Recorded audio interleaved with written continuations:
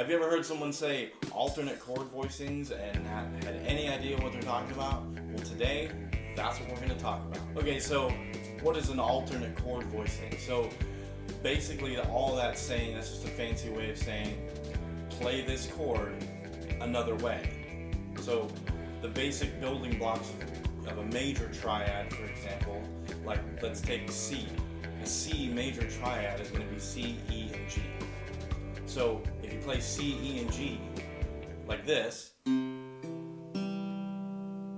just played C, E, and G. C, E, G. That gives me a major triad. So now I have the building blocks for a major chord. If I played that all the way through on all the strings, I'm going to play C, E, G, C, E.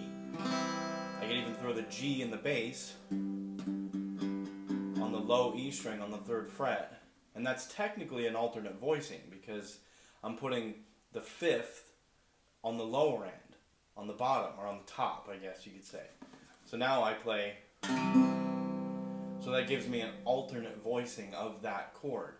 I could also play C major up here, because I have C on the 8th fret of the low E string, E on the 7th fret of the A string, on the G on the 5th fret, that gives me G, so I have C, E, and G.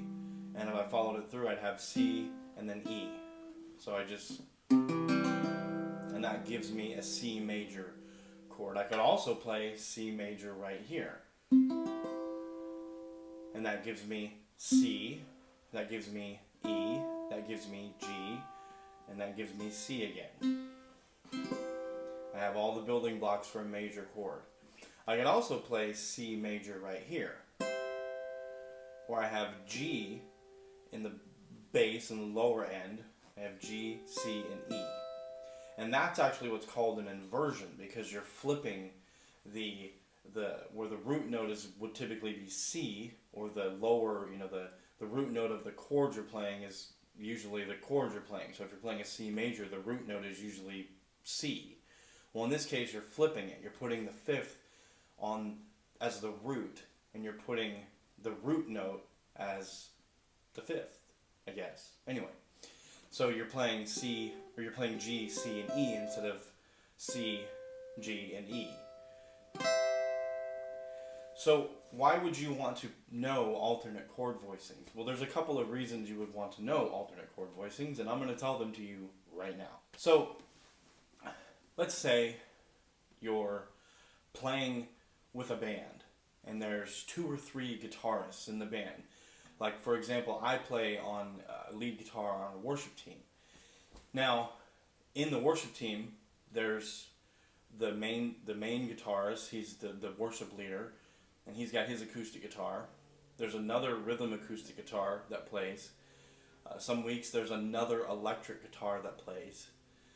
And so there's also a piano. I guess you could throw that in there. So say that what we're playing is C, A minor, and G. If we're just if that's the chord progression, if we're playing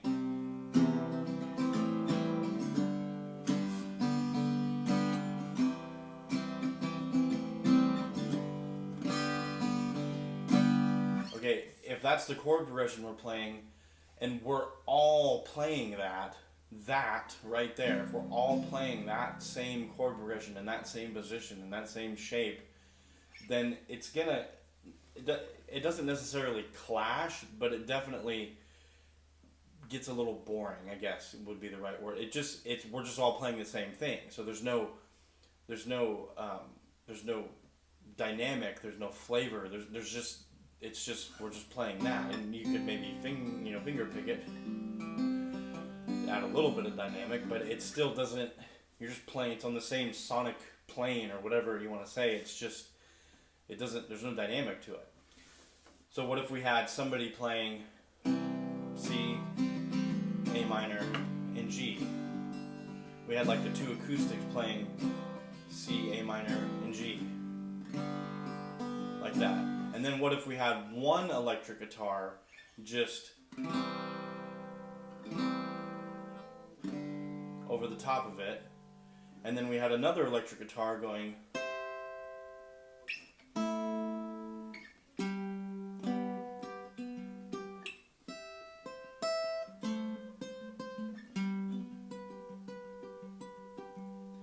that would be a nice, that would add a little bit of dynamic to it. So now you've got a nice kind of filled out space. It's, you know, in your ear you're going to hear more things going on, but it's not going to get so busy. It's just another layer of beautiful sound. It's going to add a little bit more dynamic to it and not be so, you know, monotone or so flatline, I guess you could say.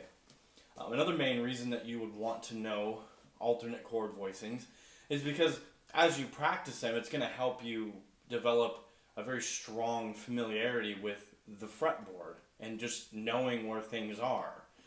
You know, if you're stuck, you know, down here and that's all you know, then, you know, there's there's a lot more to do up the fretboard. You're never gonna break out of your comfort level and know where anything is anywhere on the fretboard. You're just gonna be stuck in this very basic. You can play all the chords right there, sure, but that's it. That's all you can do. You can play every chord everywhere on the fretboard. There's a lot more to do on the fretboard. So that's the main two reasons right there why you would want to know that. For dynamics, ambience helps with that kind of stuff, and just familiarity with the fretboard. Hey, so there you have it. That's kind of an introduction to alternate chord voicings, working chords up the neck. If you like this video, please hit like, please hit subscribe, please hit that little bell so you can make sure you get all the notifications. Be sure to check out my Facebook and my Twitter page, which I will link in the description. And I will see you next time. Keep practicing, alright? Bye!